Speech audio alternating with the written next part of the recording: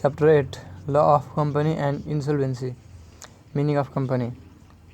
A company means a group of persons associated together for the attainment of common end, social or economic. Features, characteristics of a company: separate legal entity, corporate personality, limited liability, perpetual succession, common seal, separate property, capacity to sue and subject to be sued, transferability of shares, management by representatives, formalities, publicity and expense, incorporation of a company, name of company, the memorandum and articles, lodgment of documents, registration and certificate of incorporation. Certificate is a conclusive evidence of incorporation.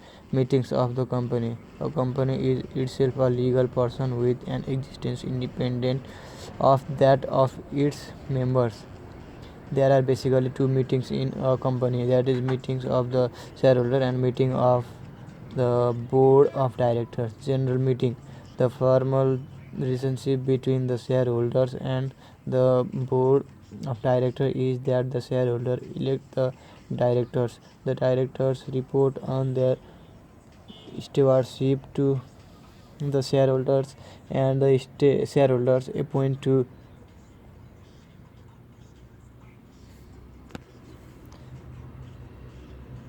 the auditors to provide the external check on the director's financial statements.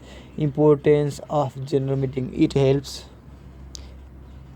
in formulation and implementation of the policies. It provides an opportunity of discussion and direction to the officers. Shareholders get a chance of knowledge of the true facts. Appointment and removal of the directors and auditor. Ratification of transactions. Decision can be made over major issues affecting the business of the company. Accountability of the directors about their acts can be assured. Appointment of auditor. Types of general meeting: primary or statutory general meeting, annual general meeting, extraordinary general meeting. Procedures of annual general meeting: proper authority, notice, quorum, chairman, resolutions, voting, minutes. Extraordinary general meeting: any meeting other than the AGM shall be called an extraordinary general meeting, and it may be convened by the directors whenever they think fit. An extraordinary meeting can be called by either shareholders, auditor, office of the company's registrar. Audit of annual accounts of a company is compulsory and is an indispensable part of incorporated business. Appointment of auditor: by the board of directors, by the general meeting of shareholders, by the office of the company registrar, by the auditor general office. Rights and powers of auditors: right of access to books, accounts and vouchers, right to obtain information and explanations, right to visit branch office and right of access to books kept therein, right to receive notice of general meeting and to attend the meeting, right to receive remuneration, right to prepare and present his report to the members.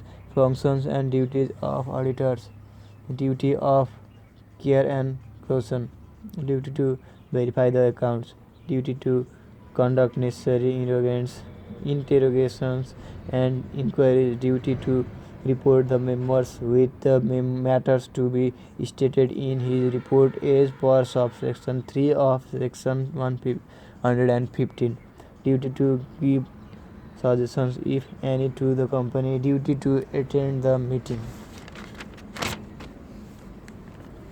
Winding up of a company: voluntary winding up, where a company was formed for a fixed period or the articles had provided that the company was to be dissolved on the happening of certain event or events, where the company passes a special resolution that the company be wound up voluntarily, either passed by the general meeting of shareholders or meeting of the creditors. Compulsory winding up. A company may be wound up at an order of the court. It is also called compulsory winding up. The cases in which a company may be wound up by the court by the order of court are as follows: special resolution, default in holding statutory meeting, non-commencement or suspension of business, reduction in membership, failure to pay off debt, just and equitable ground. Liquidator. Liquidator is an officer of a company appointed to carry on the liquidation process. Appointment of liquidator by the company itself, which includes by the shareholders, by the creditors, by the order of court. Powers, functions, and duties of liquidator. Rights and powers. Right to institute or defend any suit or legal proceeding in the name and on behalf of the company. Right to conduct business of the company being liquidated in a profitable manner. Right to sell the assets of the company. Right to make a call for partly paid up shares. Right to settle all the debts. Power to issue, accept, or endorse the negotiable instruments on behalf or in the name of the company. Right to place the assets of the company. Power to summon and interrogate the directors and officials of the company. Right to convey the meeting of creditors. Right to pay debts of the company. Functions and duties. Duty to take the company's assets into his custody. Duty to exercise all his powers. Duty to call the meeting of shareholders and creditors. Duty to notify the fraud committed against the company or creditors. Duty to settle the liabilities according to the property of the company. Duty to submit the accounts to the office of the company registrar. Duty to maintain correct and accurate records and accounts. Duty to submit particulars to the general meeting. Duty to submit the final report for the dissolution of the company. Company deemed to have become insolvent. The general meeting of shareholders adopts a resolution that the company has become insolvent, or a meeting of the board of directors of the company makes such decision, or the court issues an order requiring the company to pay the debt and the debt is not paid up within 35 days from the date of received by the company of such order, or the company fails to pay the debt within 35 days after the service by the creditor on the company a notice for the payment of the debt, or fails to make an application to the court within the period to void such notice. Insolvency proceedings. A company itself which has become insolvent. Out of the total creditors of a company which has become insolvent, creditor or creditors who has or have lent at least 10% of the total loan of the company. Shareholder or shareholders that have or have subscribed at least 5% of shares out of the total shareholders of a company. Debenture holder or debenture holders that has or have subscribed at least 5% of debentures out of the total debenture holders of a company. A liquidator who has been appointed to liquidate a company, or in the case of company that carries on any specific type of business set forth in section 8, a body authorized to administer and regulate such business. Restructuring scheme of company to capitalize the debt of the company and alter the capital structure. To pay the claims of creditors by selling any portion of the assets of the company. To change the nature of claims of creditors of the company and issue securities for the same. To get the creditors of the company to participate in capital investment by issuing shares in consideration for their claims. To to amalgamate to amalga-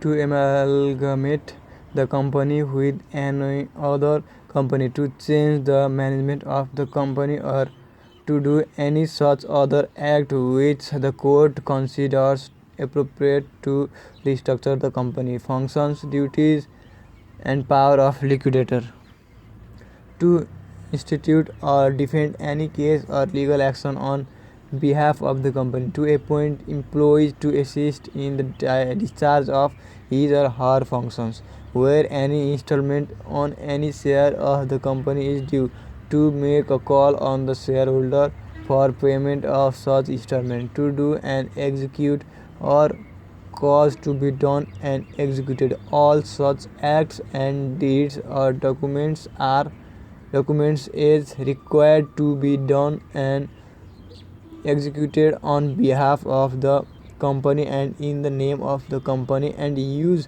the seal of the company for that purpose, to borrow loans against security of the assets of the company, where the liquidator considers that the sale and disposal of any property or termination of any contract or liability will render benefits to the company, to sell and dispose of such property or terminate such contract or liability, to enter into compromise with any creditor of the company or any person who claims to be a creditor of the company in relation to the claim made by such creditor or person, to enter into compromise with any person against whom the company may make a claim in relation to any loan, liability, or any other claim, to sell the assets of the company and distribute the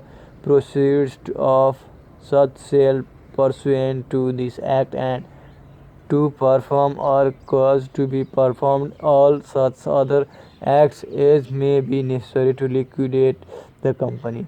Power of the court to make order in relation to liquidation of company, to suspend or terminate the liquidation of the company, to require to hand over the assets of the company to the liquidator, to pay any call made for payment of installment where there is a doubt that